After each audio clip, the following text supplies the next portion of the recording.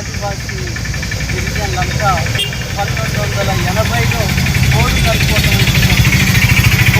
ఆ రోజు వరకు సేద్యం చేస్తుంది.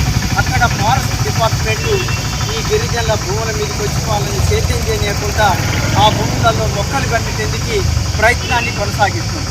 ఈ ప్రయత్నం సరికాదు, దీన్ని ఆప్ చేయాలి, ఇది చట్టవిరుద్ధం, ఇది అప్రజాస్వామికం అనేటువంటిది అన్నప్పటికీ ఆపకుండా వాళ్ళ మీద దాడులు దౌర్జన్యాలకు పాల్పడుతూ అక్కడ సిపిఎంఎల్ న్యూ డెమోక్రసీ మండల కార్యదర్శి ముసల్ సతీష్తో సహా అరెస్ట్ చేయడానికి అక్రమ కేసులు పట్టేందుకు పూనుకున్నారు.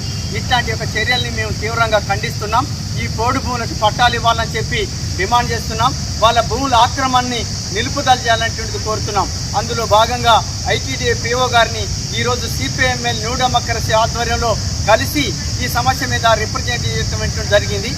పట్ట హక్కులు లేకపోయినా భూమిని ఆక్రమించేందుకు వీల్లేదు కాబట్టి దీనిపైన తగినటువంటి ఒక చర్యలు తీసుకుంటాం. భూముల మీదకి ఫారెస్ట్ వాళ్ళని రానేకుండా చేస్తామని చెప్పి తమరు మాకు హామీ ఇవ్వటం జరిగింది. ఇప్పటికైనా ఫారెస్ట్ వారు ఇట్లాంటి దాడులు ఆప్ చేయమని చెప్పి మేము కోరుతున్నాం. ఆ భూముల ఆక్రమణను నిలుపుదల చేయమని చెప్పి సిపిఎంఎల్ న్యూ డెమోక్రసీగా డిమాండ్ చేస్తున్నాం.